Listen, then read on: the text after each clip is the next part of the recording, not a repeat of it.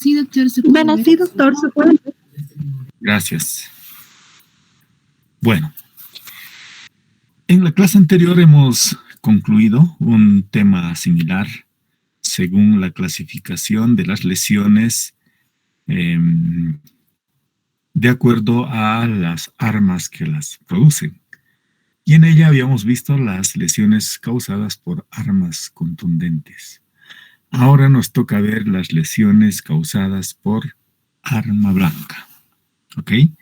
Hemos hecho algunas menciones en la clase anterior de manera diferencial respecto a las heridas contusas y las heridas provocadas por armas blancas y punzantes. Sin embargo, ahora vamos a corroborar algunos aspectos mencionados en esa oportunidad. El concepto de arma blanca hace referencia a todos los instrumentos que tienen una superficie pulida y que pues pueden tener variada estructura, forma, y a partir de ellas es que se reconoce fundamentalmente la particularidad de tener un filo. Y también una punta o ambos a la vez, dependiendo de la forma en que se use este instrumento. Ahora, el denominativo de arma blanca proviene de que en la antigüedad estos instrumentos eran los únicos que reflejaban la luz de la noche y por la superficie pulida que tienen estas podían reflejar las mismas y aparentaban que tenían un brillo. Y es por ese motivo que se las considera como armas blancas. Dependiendo de la forma en que se las vaya a usar, estas van a también constituirse en provocadores o causantes de heridas cortantes, heridas punzantes o heridas punzocortantes o incisocontusas inclusive. ¿Ok? Entonces vamos a entrar prácticamente a particularizar muchos de estos aspectos. Ahora, cuando decimos que pueden utilizarse tanto para el ataque, también para la defensa, estos pueden tener un carácter típico o atípico. Los típicos son aquellos construidos exclusivamente para ese fin de lesionar y tienen en su configuración externa y en su misma estructura aspectos relevantes a ese tipo de uso. Y los atípicos son aquellos que no se han construido para ese fin, ¿verdad? Pero pueden provocar y pueden ocasionar cortes, etcétera, por el borde que llegan a alcanzar en su configuración, ¿verdad? Entonces, a eso se refiere esto de los típicos o atípicos. Bueno, a partir de esa mención, podemos entonces aproximarnos a ciertas clasificaciones. De acuerdo al mecanismo de acción, estas pueden ser heridas por instrumentos cortantes o instrumentos incisos. Por otro lado, tenemos las heridas causadas por instrumentos punzantes o penetrantes. Las otras son heridas causadas por instrumentos punzocortantes o incisopunzantes. Y finalmente las heridas ocasionadas por instrumentos cortocontundentes o incisocontusas. La diferencia está en el mecanismo de acción, ¿no? Como dice el encabezado. Entonces vayamos a ver algunas de ellas, entre estas las más importantes. Pero antes, a ver, veamos. Las heridas por armas blancas pueden tener alguna etiología médico-legal. Y estas pueden ser de carácter homicida, suicida o accidental. Homicida quiere decir cuando existe un tercero que ocasiona estas lesiones utilizando este tipo de instrumentos con fines homicidas.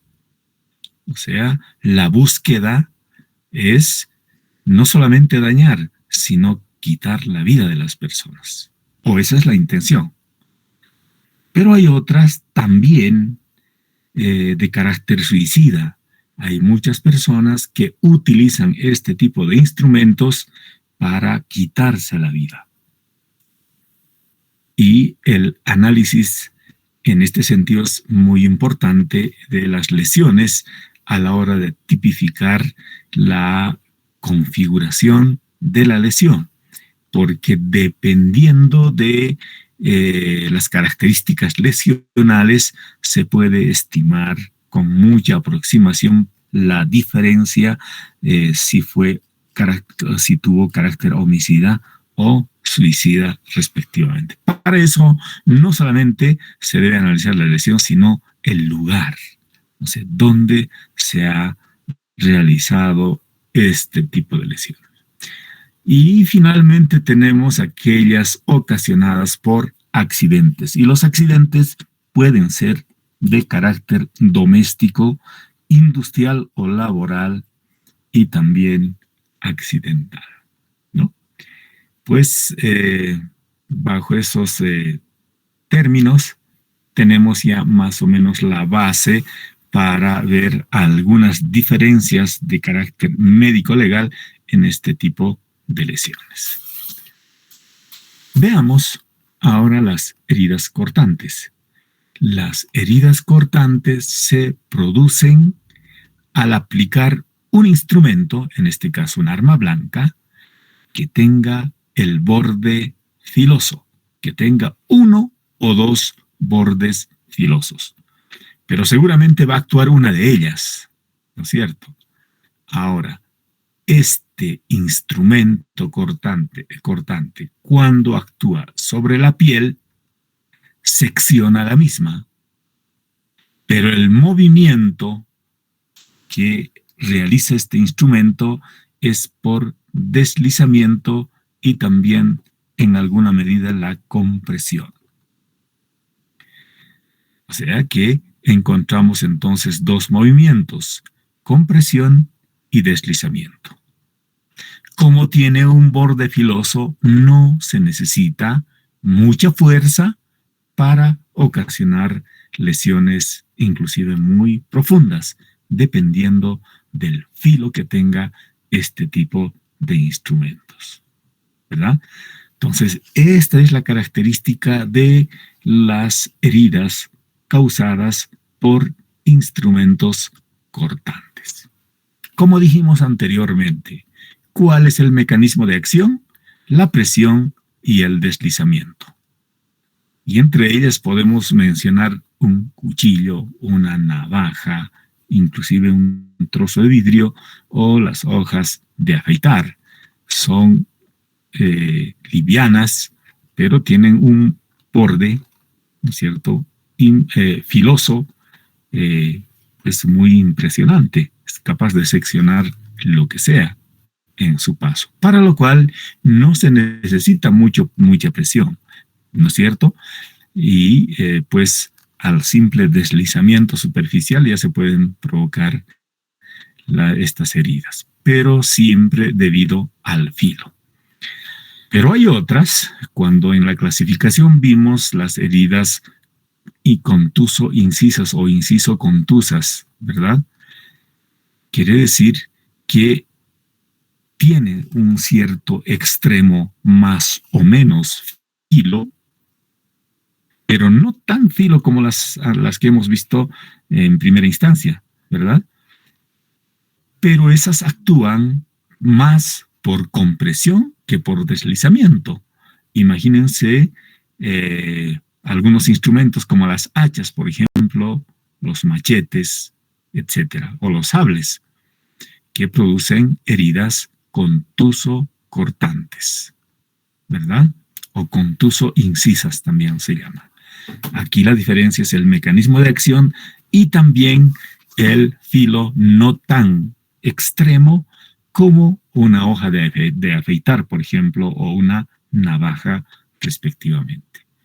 Entonces ahí vemos, cuando existe este tipo de heridas, claro que son lineales, existe una separación neta de los labios de la herida, pero que sin embargo, por ese carácter del mecanismo de acción que es por compresión, ¿no es cierto? Y el peso de los instrumentos son capaces de producir lesiones óseas inclusive. Esa es la diferencia. En cambio, una hoja de afeitar, si bien secciona los tejidos blandos, no podría incidir de manera significativa sobre el tejido óseo, ¿verdad? Y ahí tenemos algunas diferencias entre unas y otras. ¿Cuáles son las características generales respecto a las heridas cortantes? Generalmente son lineales, como podemos observar en esta imagen. Son más largas que profundas. Ahí está la diferencia con las heridas punzantes. Las punzantes se caracterizan más por la profundidad que por su extensión. Entonces, eso es lo que hay que observar también a la hora de la valoración médico-legal. En este sentido, estas heridas lineales son más largas y profundas. Y otra característica que diferencia con las heridas contusas es que estas tienen bordes netos, finos y limpios. En cambio, las heridas contusas son irregulares y pueden reproducir a veces, en algunos casos, el instrumento, pero en algunos casos no. Por eso tenemos formas estrelladas, en colgajo, etcétera, ¿no? Pero la característica esencial son de bordes siempre irregulares.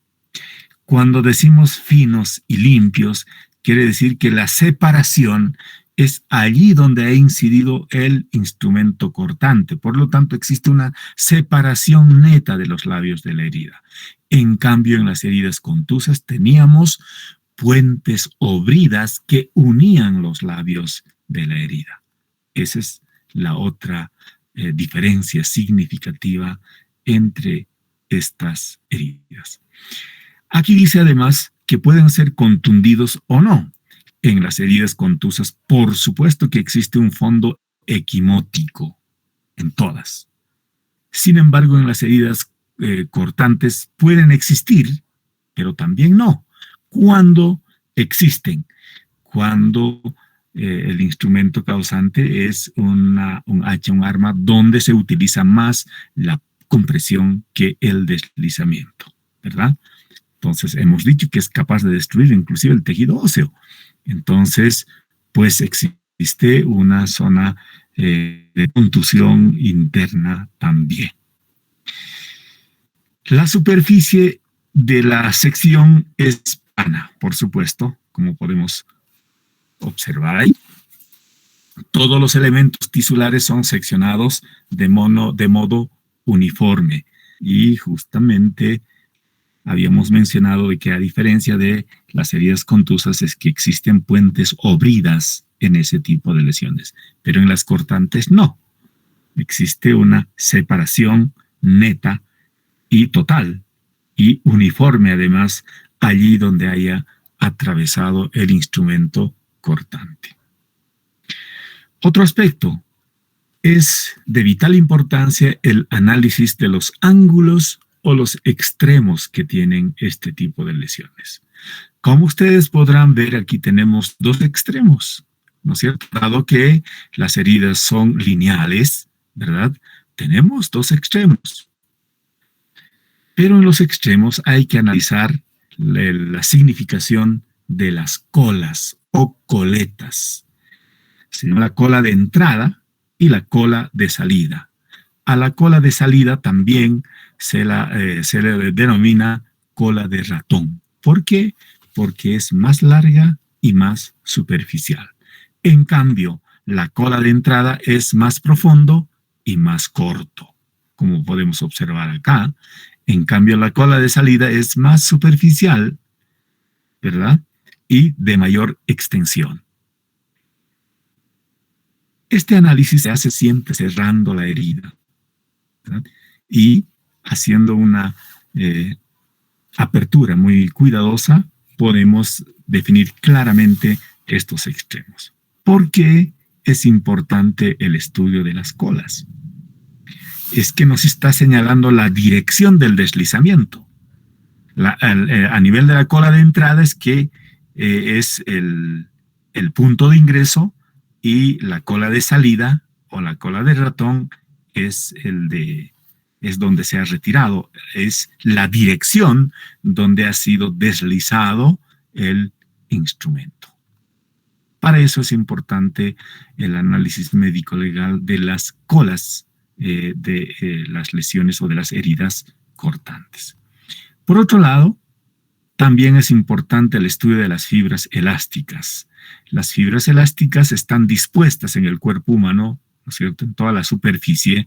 Sin embargo, la disposición de las mismas es diferente entre una zona y otra. Por ese motivo es que muchas heridas, como en este caso, encontramos una herida abierta, ¿verdad? Pero no es que el instrumento haya tenido ese grosor, sino que los labios de la herida se han separado por la acción de las fibras elásticas. Entonces, ahí tenemos el signo de Philos y Langer, que hablan de la disposición de las fibras elásticas en relación a las lesiones. ¿Eso qué quiere decir? Que cuando el corte o la herida es transversal a la dirección de las fibras elásticas, los labios de la herida se separan. Cuando está en la misma dirección, los labios de la herida no se separan. O sea, están casi unidas. Estos son algunos de los aspectos para analizar las lesiones según la disposición y la dirección de las fibras elásticas. Y como referencia tenemos que en el cuello son verticales las fibras elásticas, en el tórax transversales, en el abdomen oblicuas, en las extremidades siempre son paralelas al eje mayor.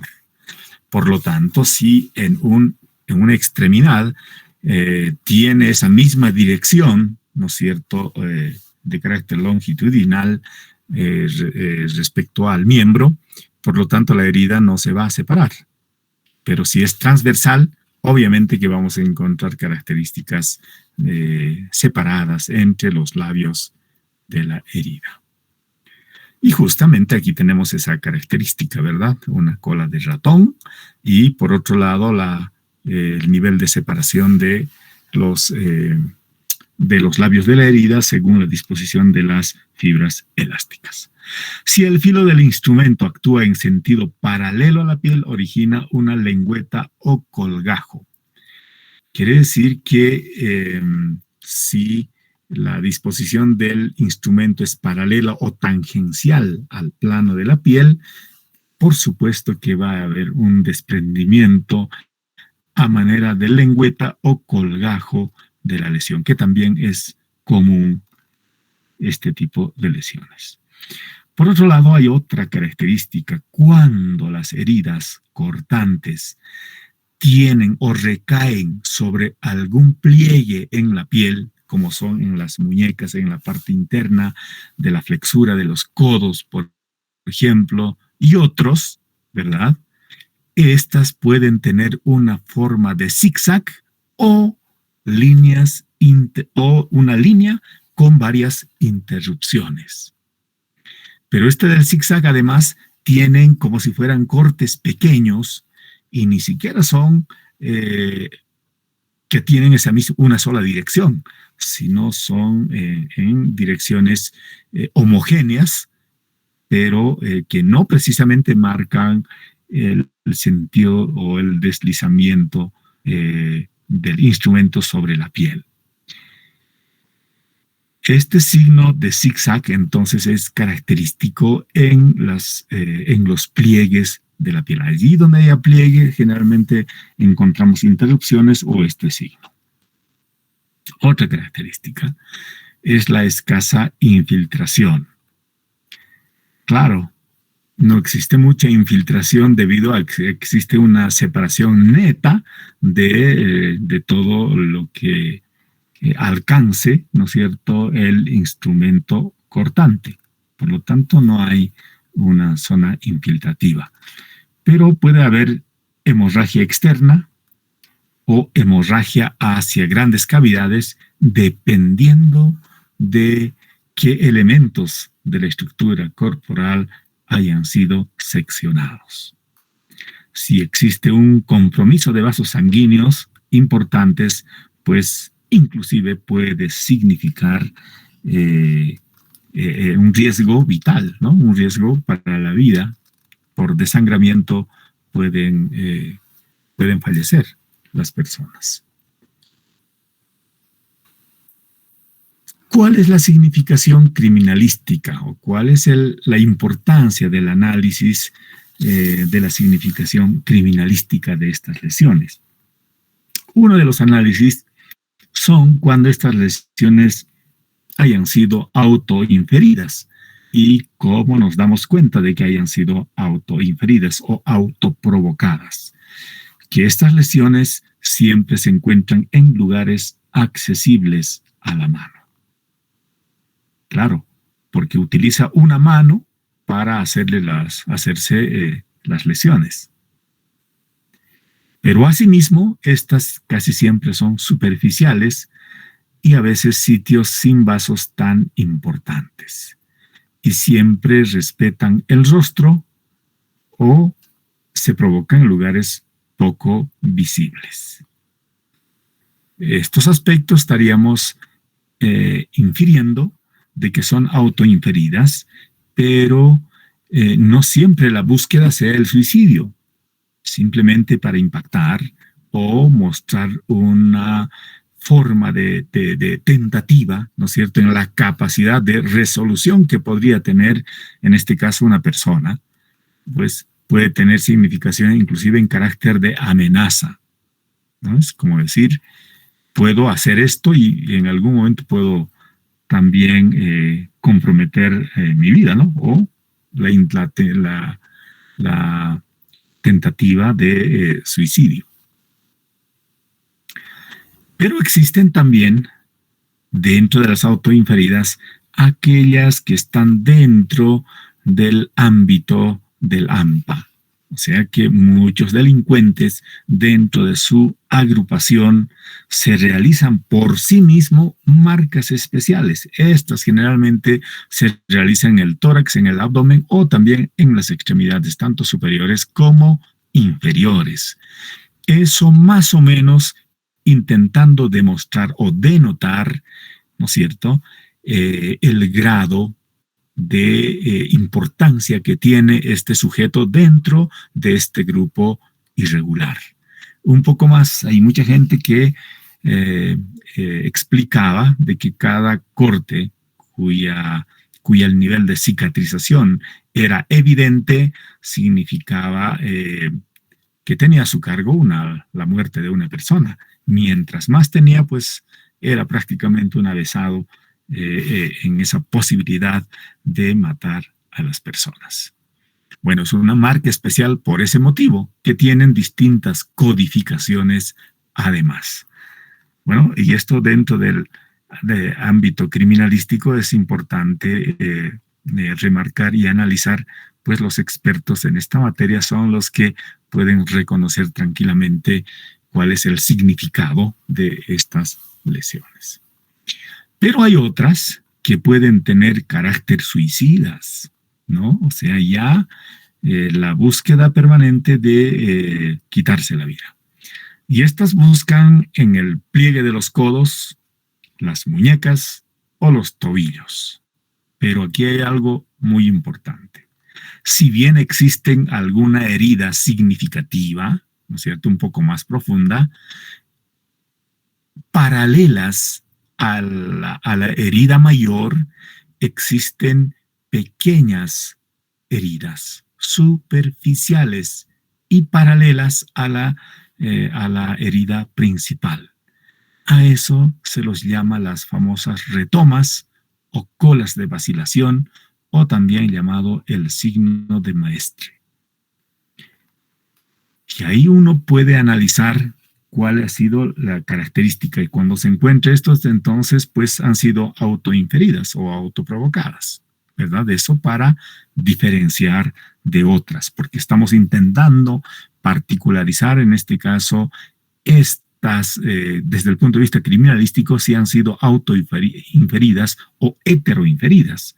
En este caso, lo que estamos hablando y estamos señalando y demarcando se refieren a las autoinferidas. Pero hay otras aún más extremas. Heridas siempre casi mortales que se producen en la región precordial o a nivel del abdomen, con evisceración, inclusive de manera pública, como el harakiri, que generalmente tiene un carácter político-religioso y que pues es una forma de expresión final hacia algún ser supremo con una especie de sacrificio, pero reclamando algo en particular. Son conocidos estos en algunos ámbitos, ¿no es cierto? Pero pueden ser siempre emulados también en cualquier otro lugar. Y esos tienen esa característica. Pero hay otros que se encuentran en la región cervical, ¿no es cierto? Que lo llamaríamos el degollamiento. En este caso, la idea es pues acabar con su vida. Es un suicidio en realidad, pero utilizando armas cortantes. En este caso, puede servir hasta un cuchillo de cocina, cualquiera sea. Y estas siempre van a ser producidas en la región cervical, porque recordemos que tenemos ahí los vasos más importantes, ¿no? Como las carótidas, por ejemplo. Y a eso se llama el degollamiento, pero autoinferido o autoprovocado. En estos casos, el análisis en el ámbito donde se ha producido es la recolección del famoso signo del espejo. Casi siempre las personas que quieren quitarse la vida bajo este mecanismo buscan un espejo para un poco garantizar la dirección, etcétera, al momento de buscar un resultado efectivo de la misma. Entonces, cuando se ha realizado esto cerca a un espejo, estaríamos inclinándonos un poquito a un suicidio que a un homicidio, para diferenciar. Pero no solamente eso, también la dirección. Eso es muy importante. ¿Y cómo determinamos la dirección? Mediante el análisis de las colas, la cola de ingreso y la cola de salida. Bajo este análisis de las coletas, podemos determinar cuál ha sido la dirección.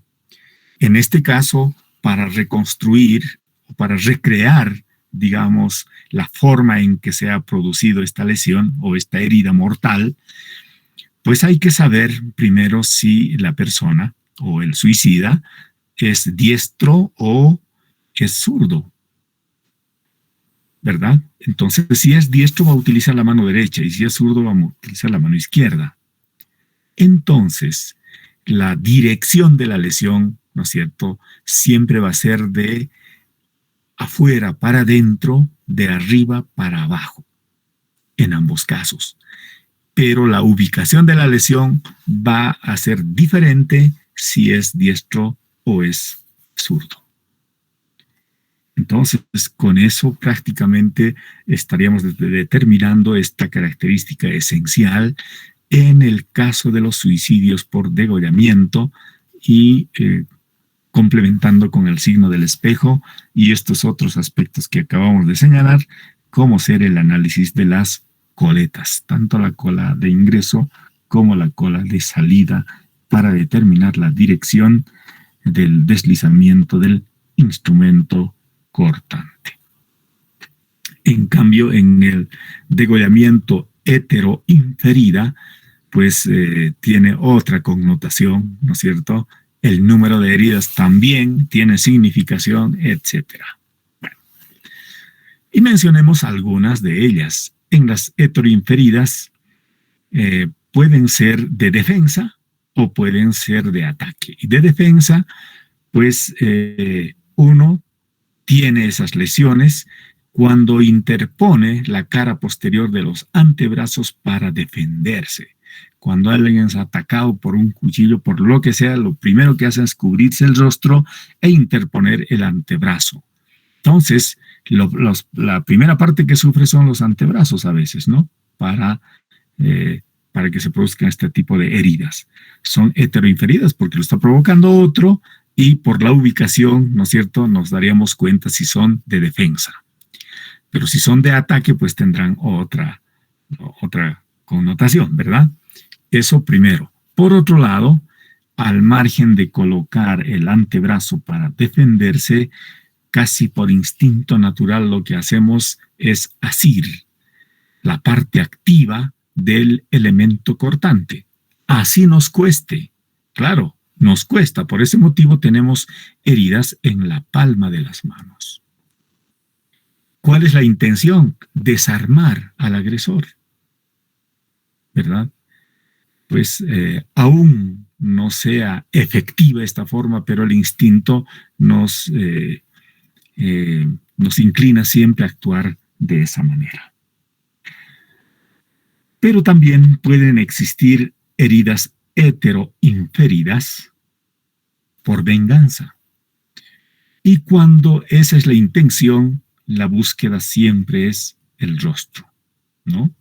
Y este tipo de lesiones son únicas, alargadas, oblicuas, o también las pifias, ¿no? O sea, son cortes que se producen en el rostro.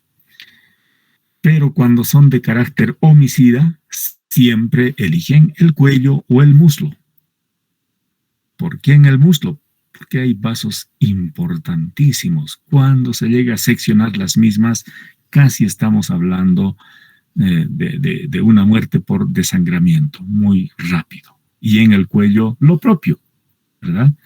Entonces, este tipo de lesiones generalmente son únicas, ¿no es cierto? O pueden ser 2 o 3, pero siempre existen, todas son importantes, o sea, todos intentan destruir, ¿no es cierto?, a la víctima, ¿no es cierto? Porque la intención es clarísima. Aquí no quieren asustar a la víctima ni nada, sino la idea es buscar el resultado, y el resultado es la muerte de la persona.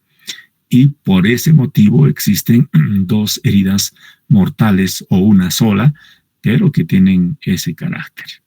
Las armas más utilizadas van desde un cuchillo, una navaja, una hoja de afeitar, en el caso de venganzas y demás, y y muchas otras más. Cualquier instrumento que tenga 1 o 2 bordes cortantes.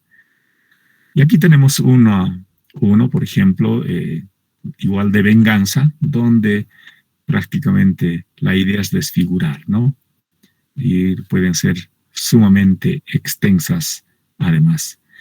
A veces ese carácter lineal no es única porque las partes del tejido no son uniformes, ¿verdad? Y tampoco la interposición del tejido óseo es la misma, ¿verdad? Siempre existen distintas, morfológicamente hablando, constitutivamente también hablando, estructuras del cuerpo humano diferenciadas. Bueno, ahora toquemos un poquito respecto a las heridas punzantes. Como verán, estos instrumentos que ustedes ven acá, aquí tenemos una broca, aquí un punzón, o un estilete, hasta una especie de desarmador, un destornillador o un clavo. La configuración es esa de estos instrumentos punzantes. que tiene un extremo más o menos agudo, ¿no es cierto? Más o menos, pero tiene un tallo generalmente cilíndrico, más o menos cilíndrico. Por lo tanto, actúan además por compresión y no por deslizamiento. Y pues estos extremos, más o menos puntiagudo, es el que rompe tranquilamente la resistencia del cuerpo.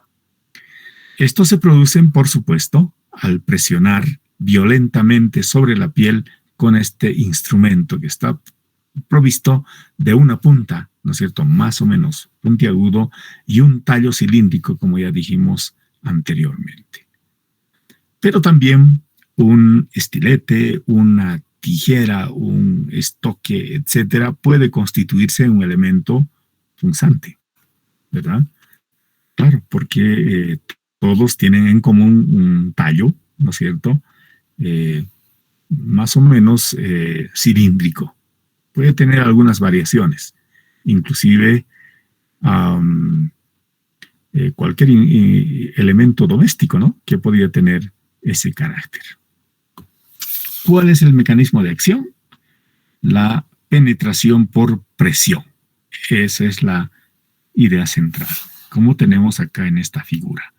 Esta daga tiene doble filo, pero tiene una punta, pero la forma de actuar es por presión. Por lo tanto, esa es la idea o la significación esencial. Aunque este tipo de lesión, ¿no es cierto?, cuando actúa la punta, pero al momento de penetrar también actúan los bordes. En ese caso se constituyen las heridas punzocortantes. Aquí, por eso que con esta flechita estamos intentando demostrar la presión del arma, ¿verdad? No precisamente por este instrumento, por si acaso.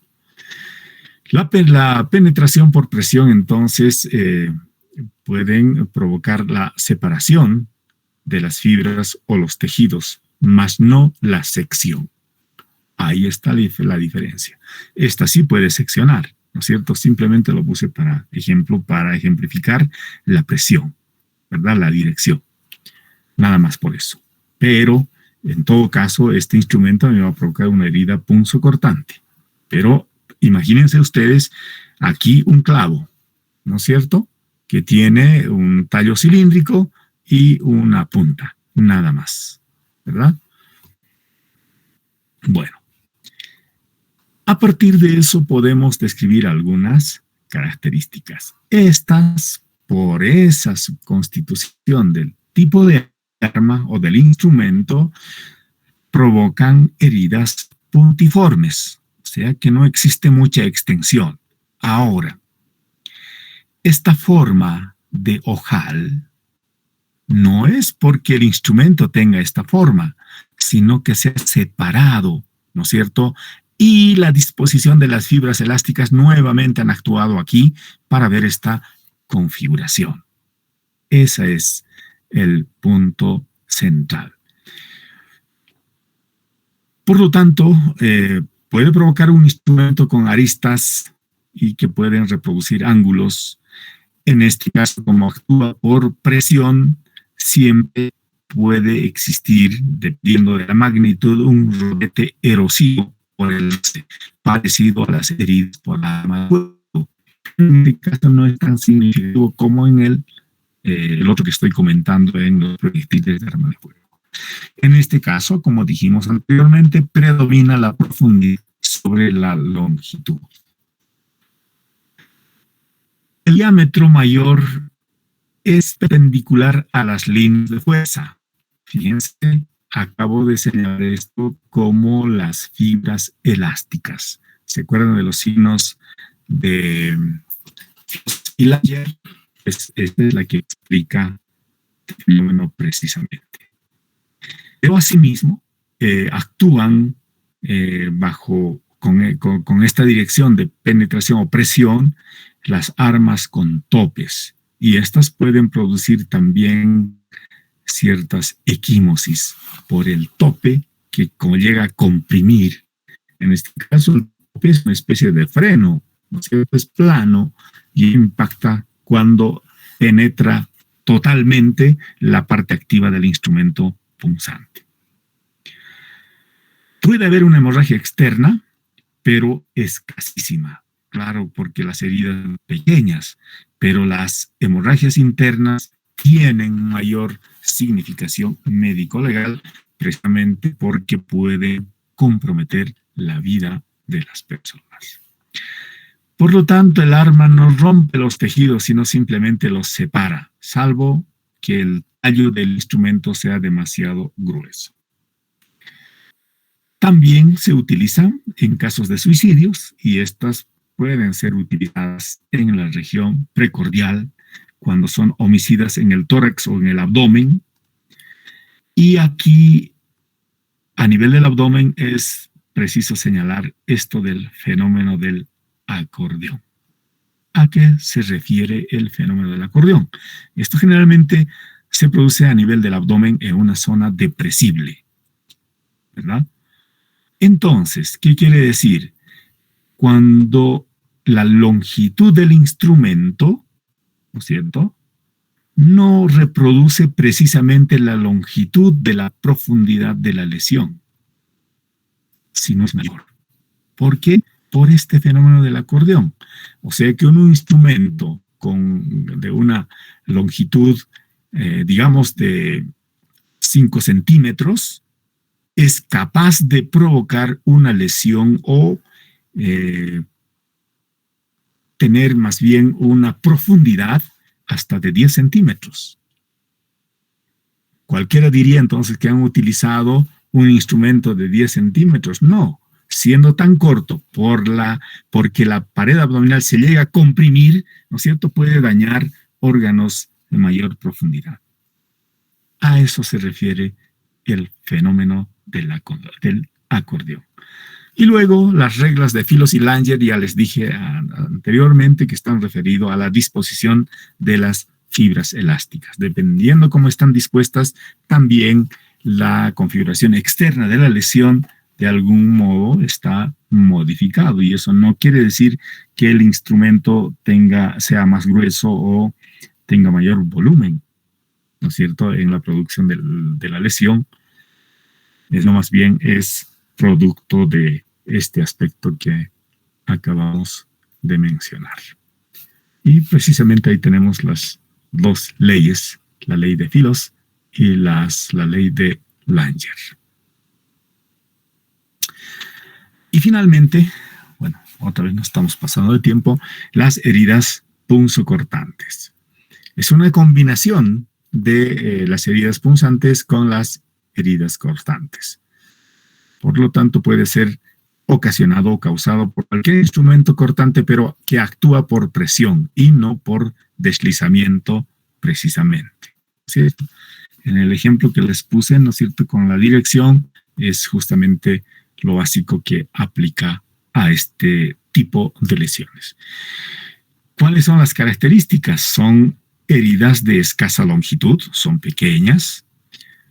Puede haber una pequeña cola en uno de sus bordes, dependiendo cuántos bordes tenía la herida, o uno solo, o dos.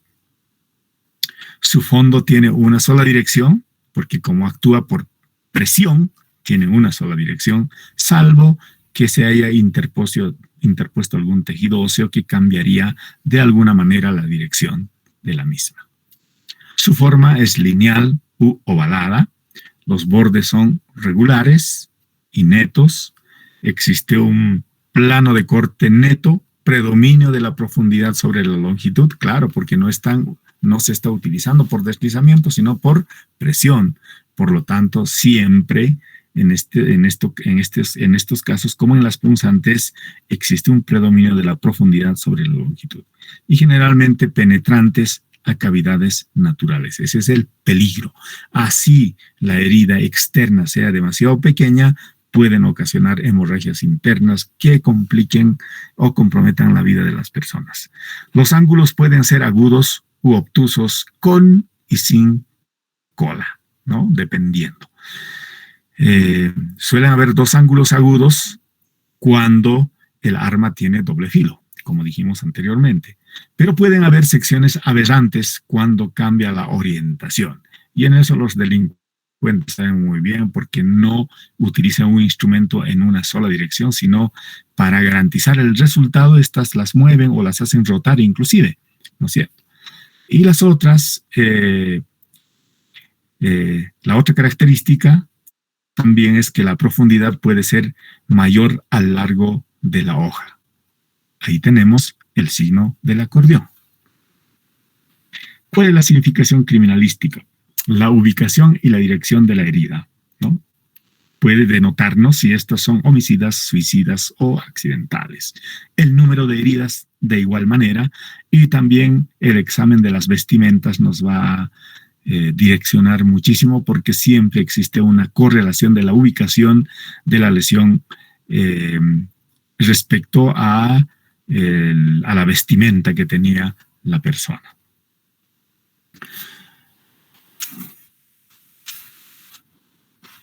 Este tipo de lesiones probablemente tengan o revistan mayor importancia médico-legal porque, según la frecuencia, estas tienen mayor preponderancia en temas asociados a delitos precisamente, ¿no? Y las contusocortantes, como dijimos anteriormente, actúan más por presión, por fuerza, y el borde cortante tampoco es significativo. Entonces, los instrumentos que van a ocasionar este tipo de lesiones son agentes vulnerantes que pueden tener un peso significativo, generalmente de acero, pero con bordes un tanto semirromos.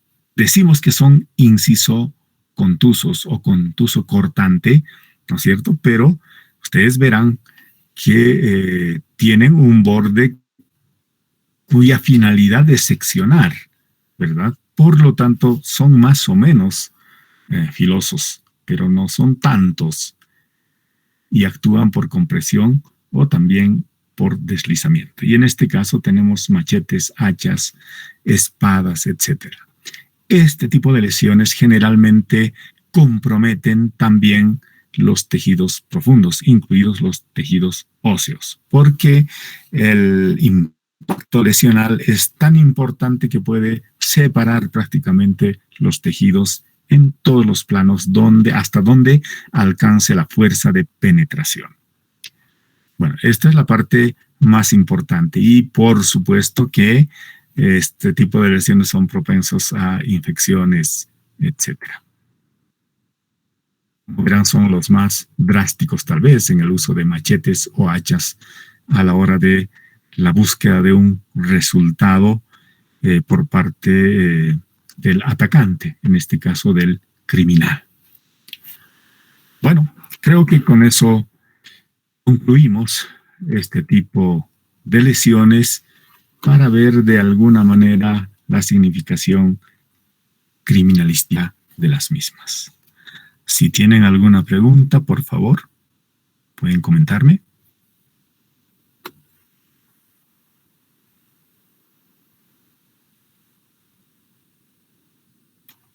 Ok. Bueno, con esto concluimos entonces nuestra actividad y nos estaríamos viendo el próximo día lunes. Un abrazo para todos, que estén bien. Chao, chicos. Gracias, doctor. Hasta luego. Gracias, doctor. Hasta luego. Buenas noches. Buenas noches.